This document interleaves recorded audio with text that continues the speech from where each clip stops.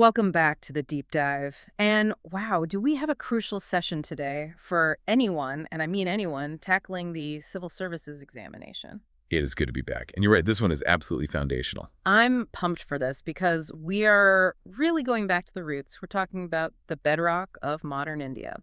And if you don't get this chapter, you don't get modern India.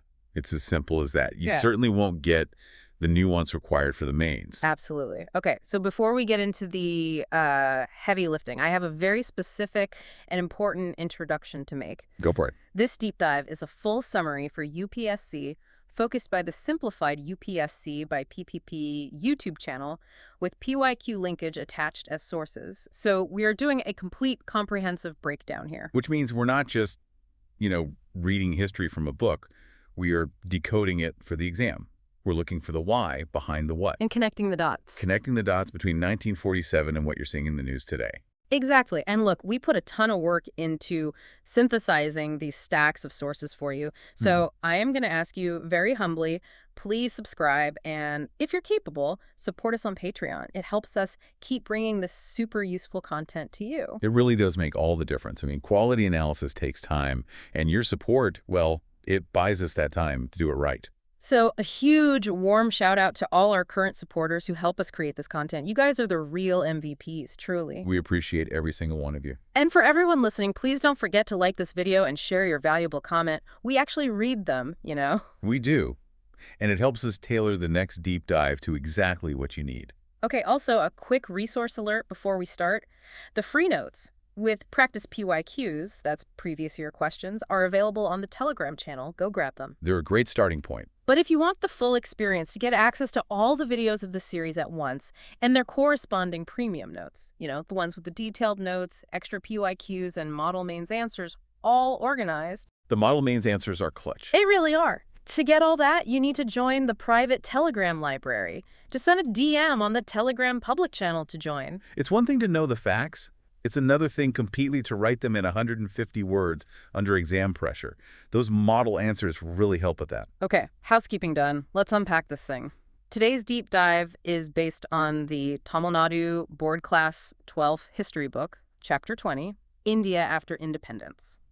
Ah, classic text.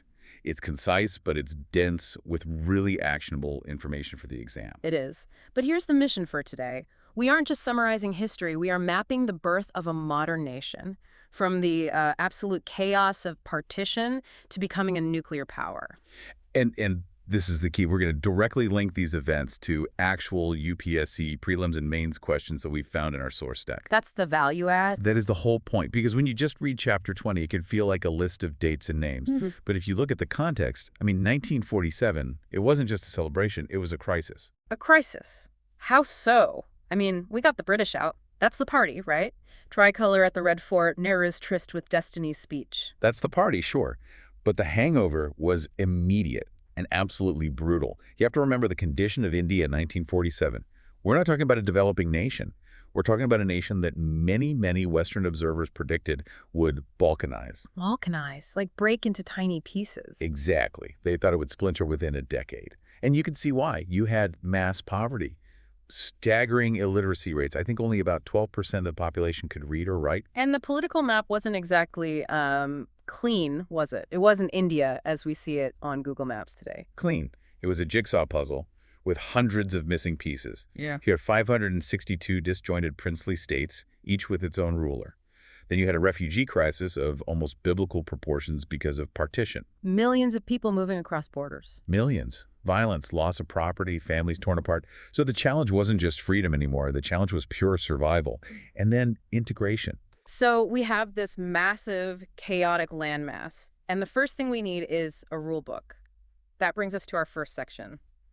The blueprint of a nation, the Constitution. Right. And this didn't just appear out of thin air.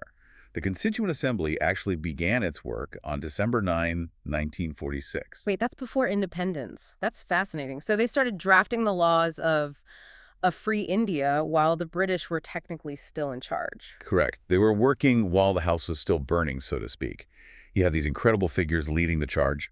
Dr. Rajendra Prasad is the chairman of the assembly, and of course the intellectual giant, Dr. B.R. Ambedkar as the chairman of the drafting committee. The chief architect. And for the timeline, because prelims loves a good timeline, it was adopted on November 26, 1949, and then came into force on January 26, 1950. Which is why we celebrate Republic Day on the 26th of January, not the 26th of November.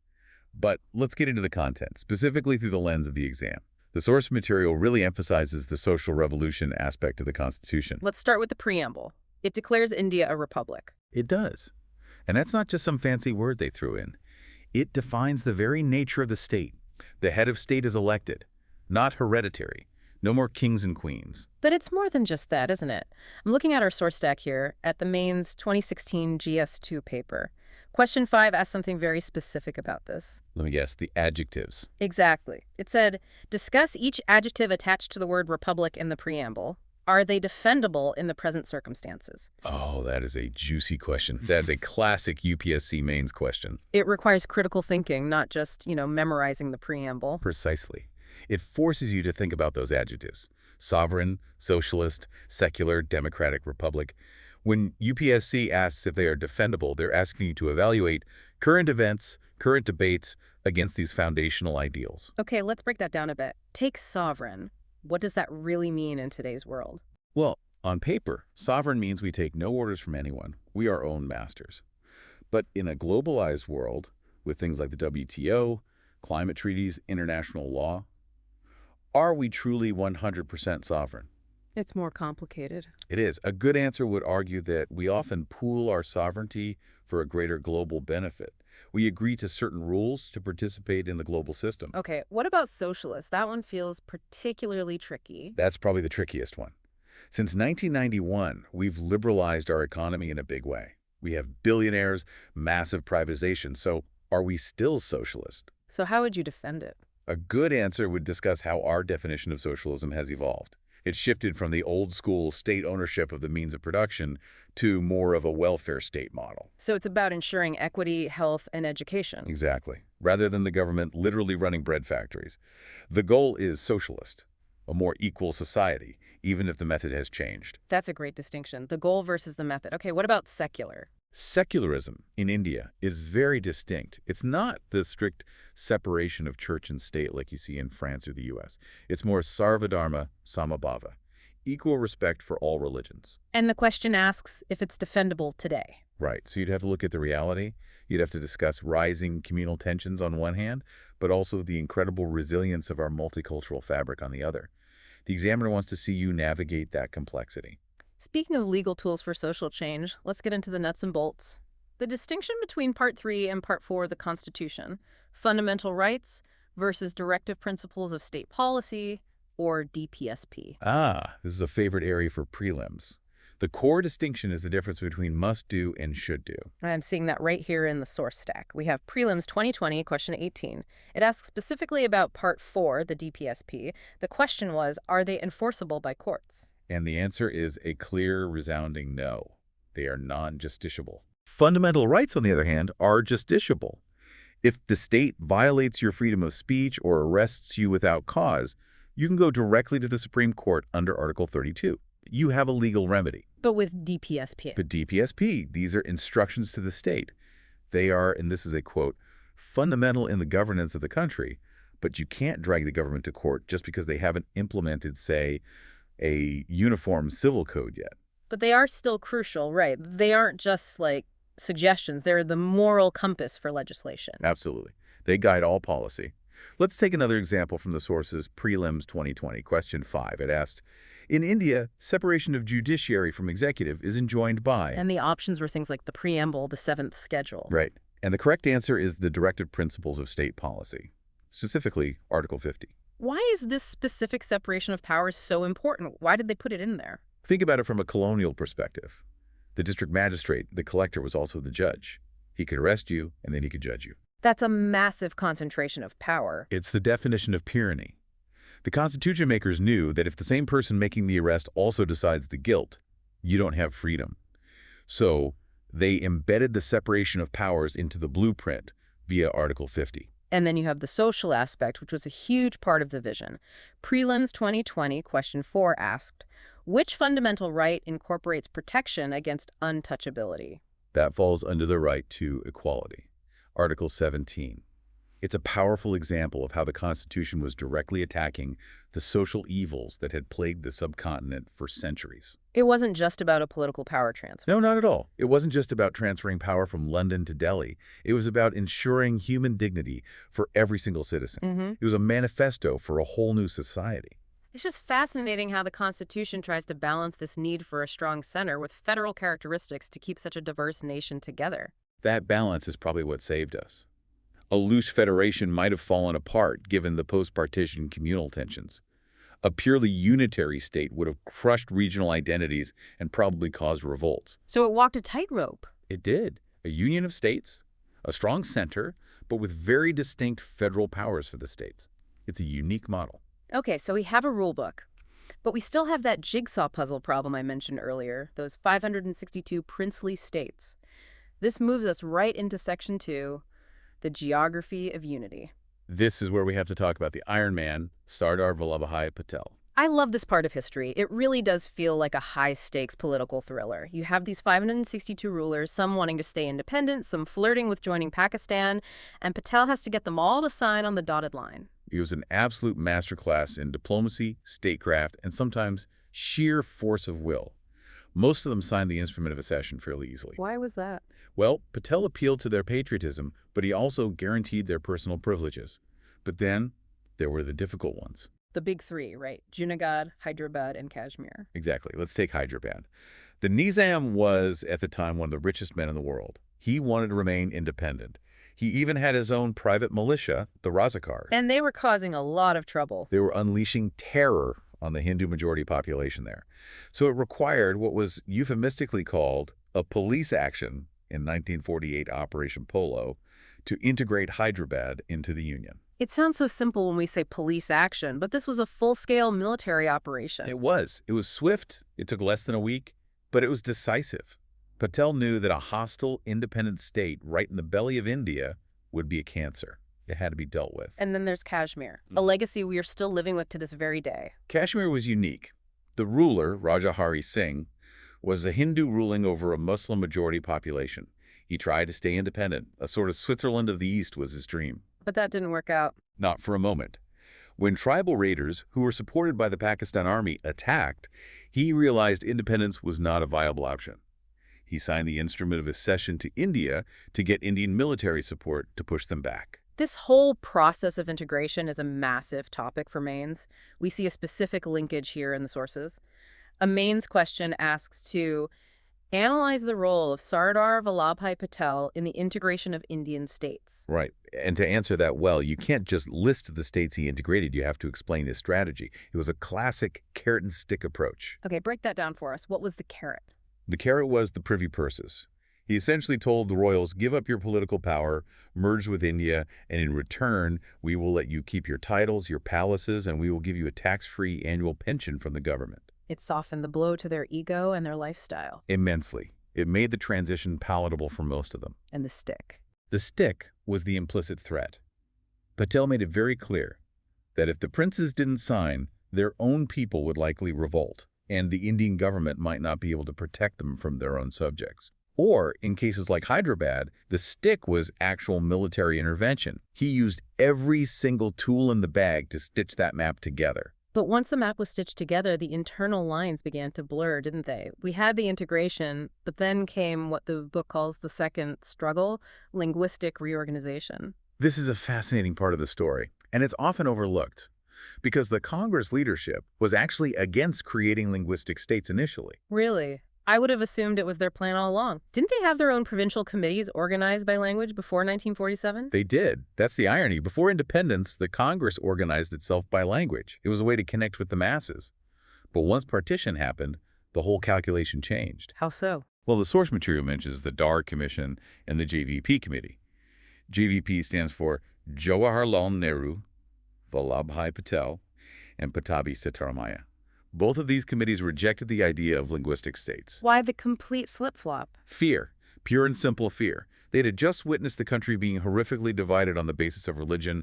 They thought if they now divided states on the basis of language, it would further fragment the country's unity just as it was being born. They feared balkanization from within. Precisely. They wanted to emphasize India first, not Tamil first, or Marathi first, or Bengali first. So what changed their minds? Why do we have states like Tamil Nadu, Andhra Pradesh, and Karnataka today? A tragedy changed it. The martyrdom of a man named Potti Sriramulu. Tell us about him. He was a Gandhian freedom fighter who went on a hunger strike demanding a separate state for Telugu speakers, what would become Andhra. He fasted for 58 days, and he died. Wow. And that must have just sparked massive unrest. It did. Violent protests erupted across all the Telugu-speaking regions of Madras Presidency. The government was completely taken aback and was forced to concede. Andhra was created in 1953. And once that happened, the floodgates opened. The floodgates were wide open. Everyone wanted their own linguistic state now. The demand became unstoppable. So they had to formalize the process. They set up the States Reorganization Commission in 1953. Yes, headed by Justice Fazal Ali, with two other members, K.M. Panikkar and H.N. Kunzru. Their report led directly to the States Reorganization Act of 1956. This is the moment the internal map of India starts looking like the one we know today. It created 14 states and 6 union territories. The source material, being from the Tamil Nadu board, mentions some very specific details about Tamil Nadu here. It does, and these are great details to use in a mains answer to show depth. The textbook highlights the struggles over borders. For instance, the struggle led by MP Sivanyanam, popularly known as Ma Pol Sokhnun, to retain Tiratani with Madras state, now Tamil Nadu, instead of it going to the new Andhra state. And conversely, there was the transfer of the Malabar region to the newly formed Kerala. Right, and the strong popular movement in Kanyakumari. The people there, led by figures like Marshal Nesamony, fought hard to join with Tamil Nadu instead of remaining with Travancore Cochin, which became part of Kerala. It shows that these lines on the map weren't just administrative. They represented deep cultural and linguistic identities. That connects perfectly to a mains question from 2017, GS1 question 9. It asks, in the context of the diversity of India, can it be said that the regions form cultural units rather than the states? That is a brilliant and very philosophical question. It forces you to question the very map you take for granted. So how would one approach that? Well, the States Reorganization Act was a massive attempt to align the state as an administrative unit with the cultural unit, defined primarily by language. But as the question suggests, culture is often more fluid than a state border. Can you give an example? Sure. Think of the Bhojpur Cultural Region. It spans across eastern UP and western Bihar. It's a distinct cultural unit, but it's not a state. Or look at the Vidarbha region in Maharashtra, which has its own cultural identity and a long-standing demand for statehood. Or the tribal belts? The tribal belts are a perfect example, spanning across Madhya Pradesh, Chhattisgarh, Jharkhand, and Odisha. The linguistic reorganization was a pragmatic solution to a massive problem, but it wasn't a perfect one. And the continued demand for new states, like Gorkhaland or Bodoland, shows that this debate between cultural unit and state is still very much alive. Okay, so we have a constitution, we have a redrawn map. Now, the country needs money. It needs to grow. Let's move to Section 3, engineering growth. And the economic situation in 1947 was, to put it mildly, dire. Mass poverty was the norm. Agriculture was completely static. We couldn't even feed our own population. Industry was underdeveloped and negligible. The British had basically deindustrialized India. They drained the wealth. The drain of wealth theory isn't just a theory. It was a reality. So Nehru and the leadership, they went for the planning model, right? The 5-year plans. Yes, heavily inspired by the Soviet model, but adapted for a democratic, mixed economy framework. The Planning Commission was established in 1950.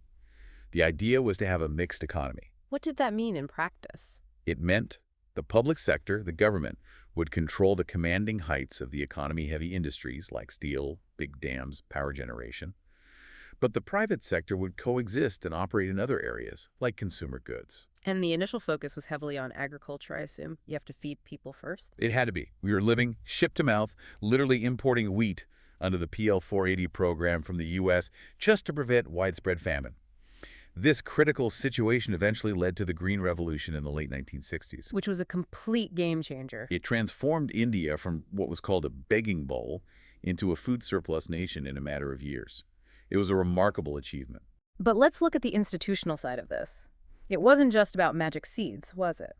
There's a mains question from 2014, GS3Q4, that gets into this. It quote, in the villages itself, no form of credit organization will be suitable except the cooperative society.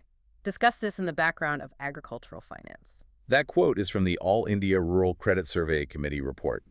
It highlights a massive problem. Commercial banks simply weren't present in villages. Farmers were at the mercy of local moneylenders who were charging exorbitant, often 50% interest rates. So if you're a farmer and you want to buy these new high-yielding variety seeds for the Green Revolution, you need credit. You need credit, but the banks won't give it to you. The moneylender will trap you in debt. The only viable solution at that scale was the cooperative movement.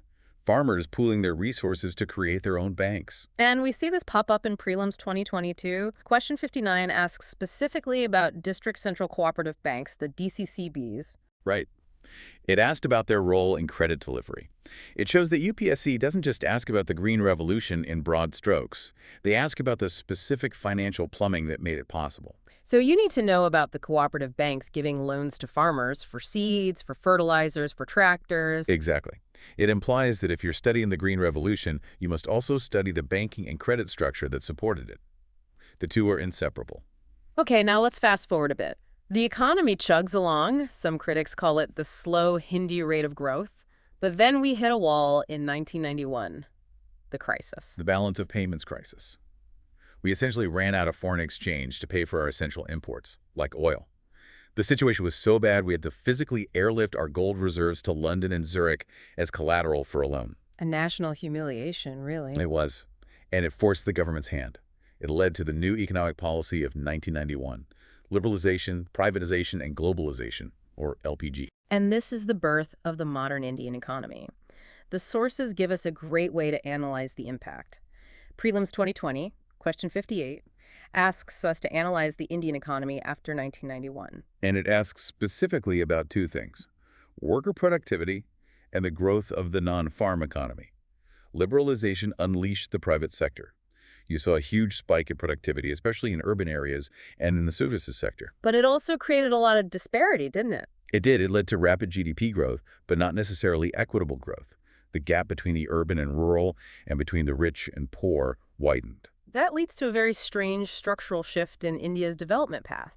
Usually a country goes from agriculture to industry and then to services. That's the classic development ladder, yes. You move farmers from fields to factories, they make things like t-shirts or cars, and then eventually, as the nation gets richer, the economy shifts to offices and services. That's what Europe did, what the U.S. did, what China did. But there's a Maine's 2014 GS3 question that points out India shifted directly from agriculture to services. Why did we skip the industry step? It's often called the skip-step phenomenon.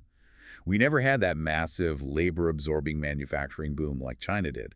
Instead, thanks to our early emphasis on higher education institutes like the IITs and our large English-proficient population, we were perfectly positioned to take advantage of the IT and services boom in the 90s and 2000s. Is that a good thing or a bad thing? Well, it's both. It's a huge success story for the Indian middle class. We became the back office of the world. But it leaves a massive structural gap. What happens to the low-skilled agricultural workers? Exactly. They can't all become software coders overnight. You can't take a farmer and put him in a call center. But you could have put him in a textile factory. This jobless growth in the manufacturing sector is a direct result of our unique development path. And it's a huge structural weakness we are still trying to fix with initiatives like Make in India. That is a critical bottleneck for our future. But speaking of coders and high-tech, let's move to Section 4, the scientific temper. Nehru used that phrase often, scientific temper. He truly believed that science and technology were the only way to pull India out of centuries of poverty and superstition. He famously said that dams and labs were the temples of modern India. It started with atomic energy, which just blows my mind. We were barely a nation, struggling with food, and yet we were thinking about splitting the atom. It shows incredible foresight. You had two key visionaries, Nehru and the brilliant physicist Homi J. Bhabha. They established the Atomic Energy Commission in 1948. In 1948, that's incredibly early. It is. We barely had a stable government, but we were planning for nuclear energy. This led to the establishment of BRARC, the Bhabha Atomic Research Center, in Trombay. And eventually to the nuclear tests. Pokhran Labs in 1974, the Smiling Buddha, and then Pokhran II in 1998. We became a declared nuclear state. And notice the bipartisan nature of this journey. The program was started by Nehru, the first test was conducted under Indira Gandhi, and the second series of tests under Atal Bihari Vajpayee. Science was seen as a national mission, above party politics. Then there's space. Dr. Vikram Sarabhai, the father of the Indian space program, INCOSPAR was set up, which later became ISRO in 1969. It's another remarkable story. Here's a country grappling with extreme poverty, and it's launching rockets and building satellites. Critics at the time, especially in the West, were asking, why does a poor country like India need a space program? What was Sarabhai's answer to that? Sarabhai had a beautiful answer. He said, we don't have the fantasy of competing with the rich nations in exploring the moon or the planets, not at that time. But we must be second to none in the application of advanced technologies to the real problems of man and society. So we use satellites for practical things. Exactly. For weather forecasting to help farmers, for teleeducation to reach remote villages, for telemedicine, for resource mapping. It was science in the service of the common person. And look at the milestones. Aryabhata, our first satellite, in 1975. Bhaskara in 1979. And this isn't just ancient history, it's directly relevant to current affairs. I'm looking at Maine's 2017 GS1 Question 5, which asked about NASA's Juno mission to Jupiter. Why would UPSC ask about a NASA mission? Because they expect you to be globally aware of developments in space technology. It sets the context. But more importantly, look at a potential Maine's 2025 GS3 question from our source list. How can India achieve energy independence through clean technology by 2047? Ah, that connects the dots. It connects everything. The investments we made in atomic energy back in 1948 and the scientific base we built through ISRO and other institutions are the only reason we can even have a credible conversation about energy independence in 2047. We're harvesting the crops that were planted in the 1950s. Precisely. And it's not just about big rockets and reactors anymore. It's digital too. Prelims 2020, question 1, asked about the Aadhaar metadata. The interplay between technology and governance? Yes. The question tested your knowledge on privacy, data retention periods, the legal framework. It shows that science and tech in the UPSC syllabus is often science and governance. Same thing with Prelims 2020 question 40, which was on blockchain technology. From the spinning wheel to blockchain, that is quite a journey for a nation. It is. And it shows that the scientific foundation laid in the 50s and 60s wasn't just for prestige. It created the human and institutional infrastructure for the digital India that we live in today. Okay, now let's look outward. Let's move to Section 5. India and the world, our foreign policy. In 1947, the world was a very different place. It was just entering the Cold War. You had two massive power blocks, Yeah. the USA and the USSR. And the expectation was that you had to pick a side. It was a binary world. But India, under Nehru, said no thanks. Nehru, along with leaders like Nasser of Egypt and Tito of Yugoslavia, championed the non-alignment movement, or NAM. The core idea was simple. We just got our freedom from one colonial power. We are not going to sign it away and become a client state of another superpower. So it was about independence. It was about strategic autonomy. We will judge every issue on its own merits, based on our national interest, not based on what Washington or Moscow dictates. Some people call NAM neutrality, but that's not quite right, is it? It's not neutrality at all. Neutrality means you don't care, you're passive. Non-alignment was an active policy. It meant reserving the right to act. We also had Panchsheel in 1954, the 5 Principles of Peaceful Coexistence, which we signed with China. Ah yes, the era of Hindi Chini Pai Pai. Which tragically didn't prevent the 1962 war. No, it didn't. The 1962 war with China was a brutal reality check. It shattered the idealism of the early phase of Indian foreign policy and forced us to become much more realist and pragmatic about our security. Right. The wars shaped us, 1962 with China, then 1965 and 1971 with Pakistan, and of course the Kargil conflict in 1999. These conflicts forced India to build and maintain a strong military, despite our philosophical inclination towards peace.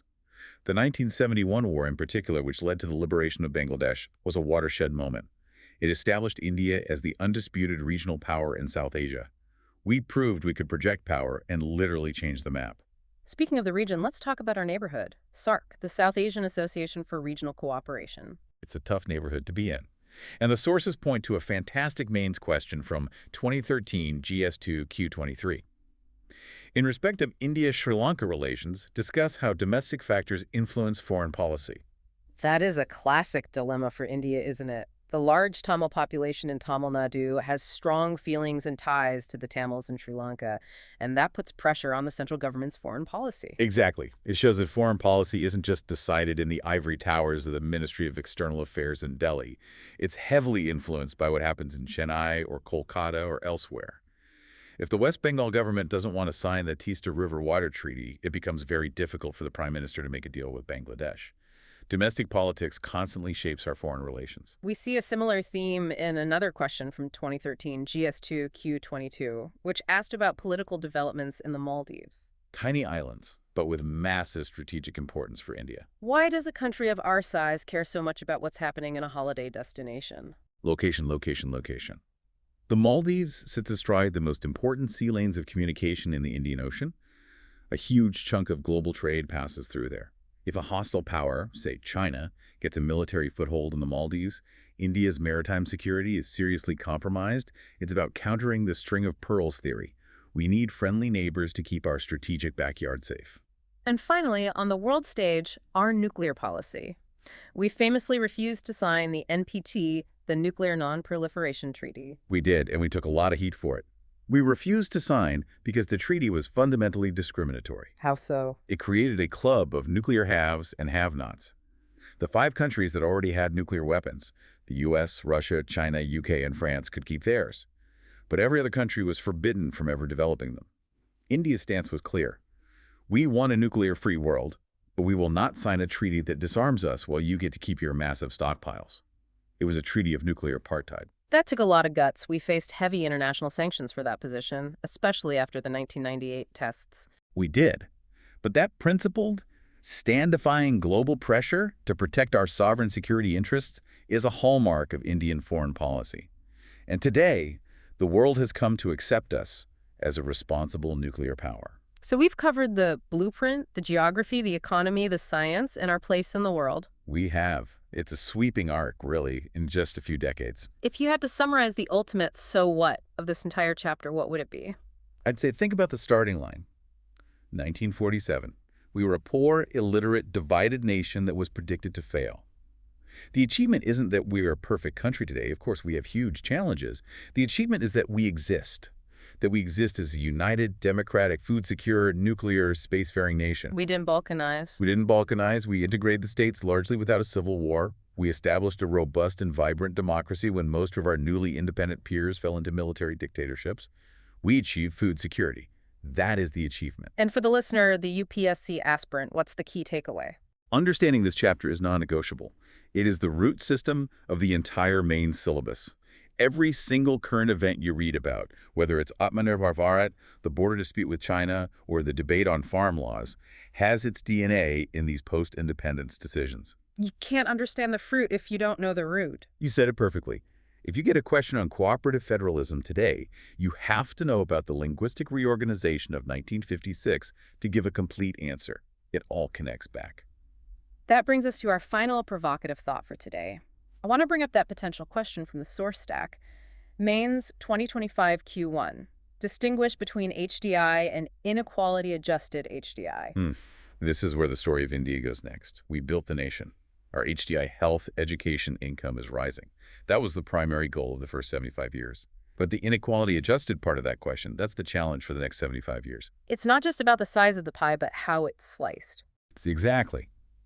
As India grows into a major economic power, the next phase isn't just about development, but about inclusive development.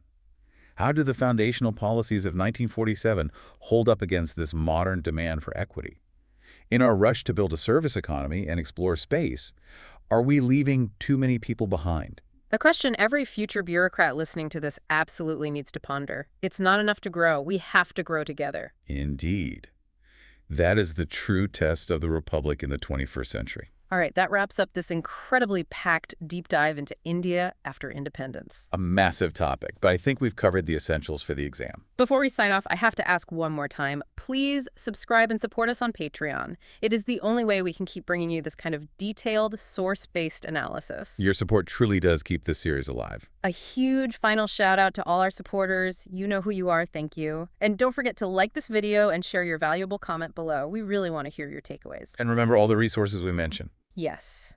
The free notes with practice PYQs are on the Telegram public channel. Go download them right now. And if you are serious about your prep, join the private Telegram library. You'll get organized access to all the videos, the detailed premium notes, extra PYQs, and those golden model mains answers. They're worth it. Just DM on the Telegram public channel to join. Keep learning, keep analyzing. We'll see you in the next deep dive. Goodbye, everyone.